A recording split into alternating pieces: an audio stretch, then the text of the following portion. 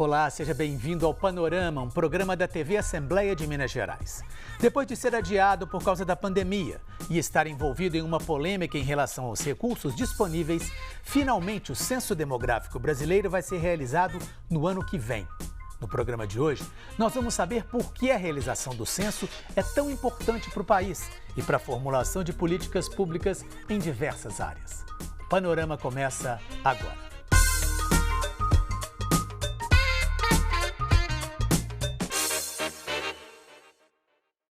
Eu converso com o professor de Demografia da UFMG, Irineu Rigotti, que é vice-presidente da ABEP, Associação Brasileira de Estudos Populacionais. Professor Irineu, muito obrigado por nos atender. Eu queria começar perguntando aquela pergunta básica. Com esse atraso do censo, o que isso pode prejudicar ou o que isso já prejudicou a população brasileira como um todo? Olha, Fernando, é difícil até mensurar, os prejuízos de um atraso. Em primeiro lugar, por exemplo, os municípios dependem muito das estimativas censitárias de população, que por sua vez também depende do censo demográfico. Então, por exemplo, para a distribuição de recursos para o Fundo de Participação dos Municípios, para citar apenas um exemplo, o censo é fundamental, porque nós estamos muito defasados em relação, tradicionalmente, são de 10 em 10 anos, o nosso caso é excepcional, então fica muito difícil, do ponto de vista demográfico, fazer essas estimativas com mais acuracidade. Pois é, municípios podem estar perdendo, inclusive, dinheiro por causa desse atraso? Eles podem estar, porque como ele é vinculado ao tamanho da população, uma estimativa errada da população pode ter alguma influência, não é, nessa distribuição, para mais ou para menos, porque pode ser que o erro também seja para mais e não para menos, necessariamente. Bom, se fala muito que o censo é importante para a formulação de políticas públicas para o país. O senhor podia citar alguns exemplos práticos de políticas públicas que são baseadas em informações do censo? Bom, eu acho que a primeira, talvez, o exemplo mais evidente hoje está relacionado à pandemia. Então, para a própria campanha de vacinação, e nesse caso específico, em que as faixas etárias são fundamentais, por exemplo, há que se priorizar a população mais idosa. Então, essa campanha ela precisa muito de boas estimativas populacionais, né? Homens e mulheres, por faixa etária. Esse seria um exemplo, então, mais voltado à saúde. Mas há muitos outros exemplos também. Por exemplo, a questão da educação. É preciso planejar os sistemas de educação, os alunos que vão à escola. Quais são as características familiares desses alunos em termos de renda, em termos do contexto que eles vivem, que tipo de domicílio que essas pessoas vivem, onde elas vivem. Então, isso tudo torna o censo uma ferramenta e um instrumento que é insubstituível. Esse ano houve uma polêmica em relação à questão dos recursos que seriam destinados para o censo, né? Os recursos foram retirados do orçamento. Essa questão já foi resolvida?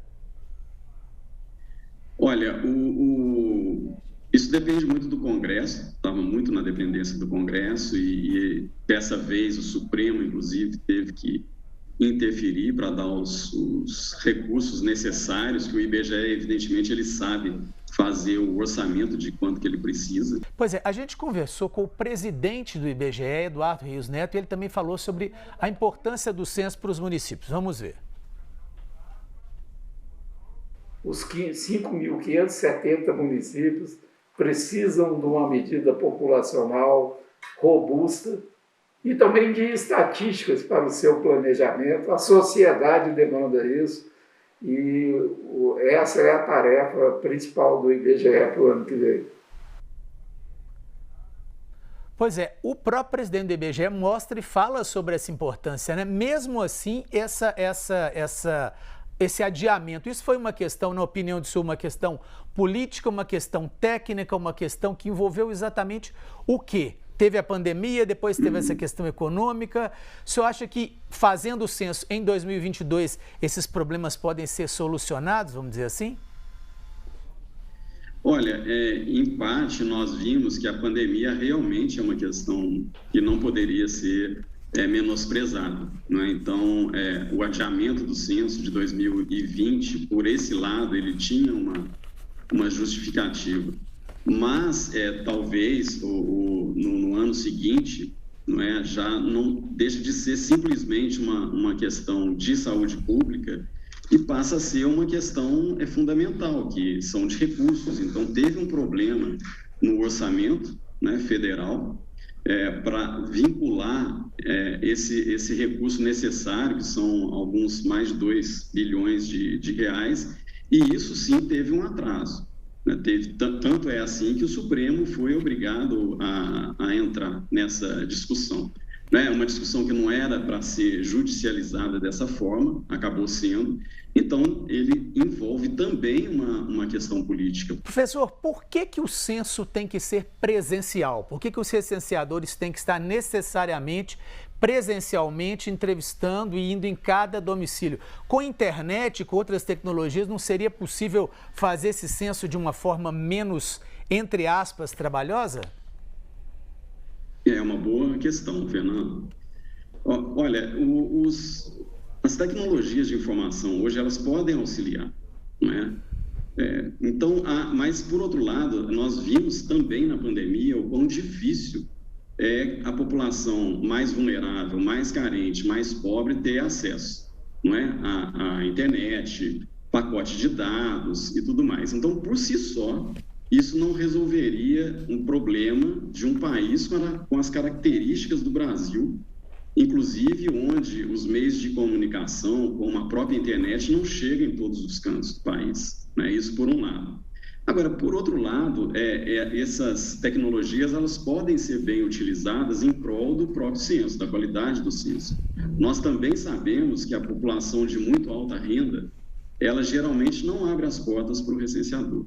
Não é? Tradicionalmente tem sido assim no Brasil.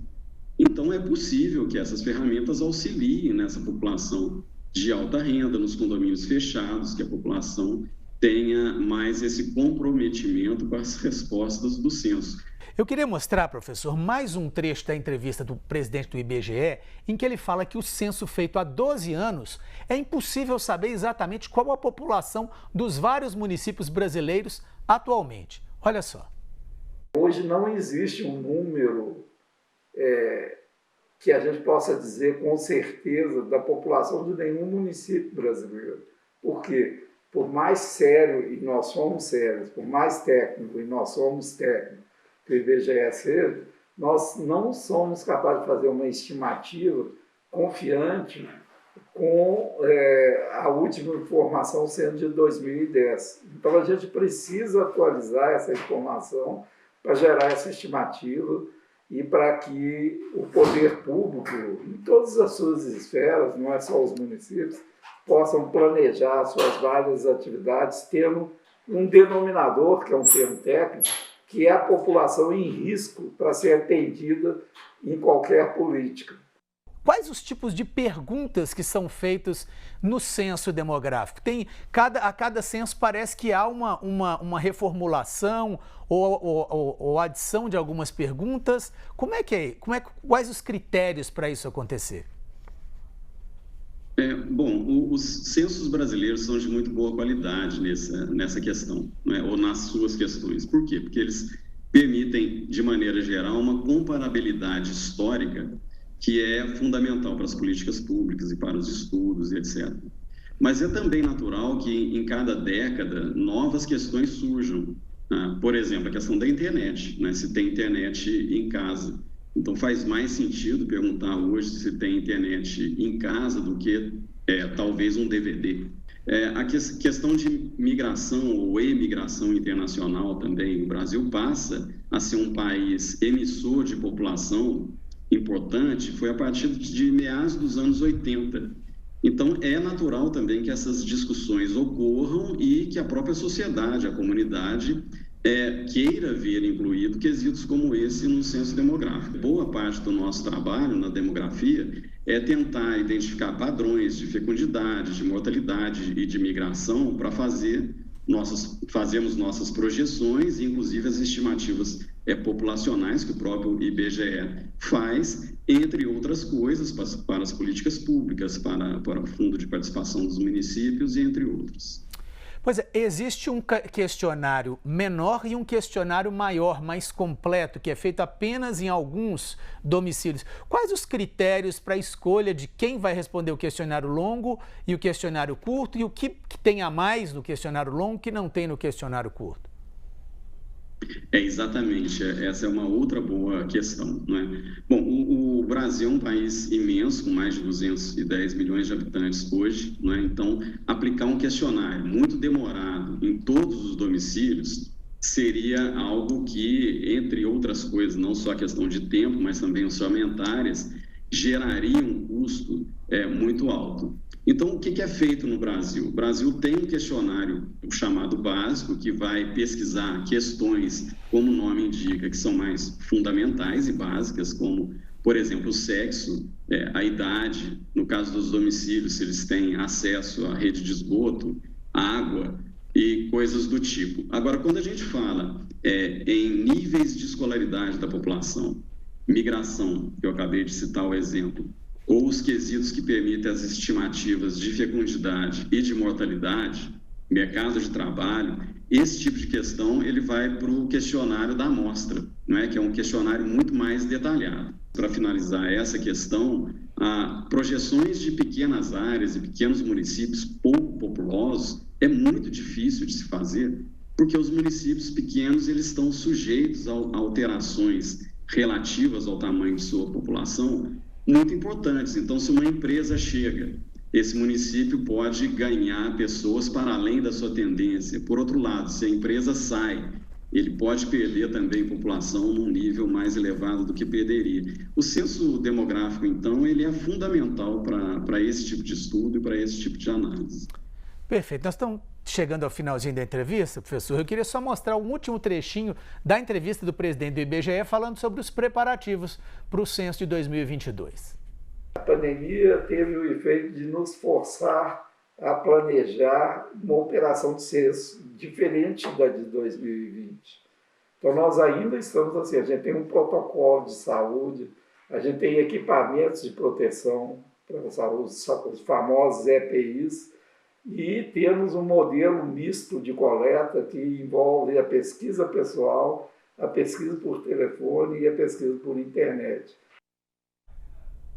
Pois é, professor, então o senhor acredita que esse censo de 2002 vai ser um bom censo, ou seja, vamos tirar esse atraso, mesmo apesar de pandemia, 2 anos a mais de censo, mas feito esse censo, podemos voltar a caminhar de uma forma tradicional e normal com as estatísticas a respeito da população? Sim, Fernando, eu acho que essa é a expectativa de todos nós. No momento que a gente nos encontramos hoje, de pandemia, saindo, se tudo der certo dessa pandemia e estamos caminhando para isso, o censo demográfico vai ser importantíssimo para todo tipo de estudos, quer seja de saúde, de mortalidade, de educação, para as próprias empresas privadas também. Quer dizer, é realmente um instrumento que vai ser essencial e precisa ser feito com muito cuidado e com muita qualidade. É isso que nós todos esperamos. Professor, muitíssimo obrigado pela sua entrevista. Eu que agradeço, Fernando. Muito obrigado. E o Panorama de hoje termina aqui. Muito obrigado pela sua audiência e até o nosso próximo programa.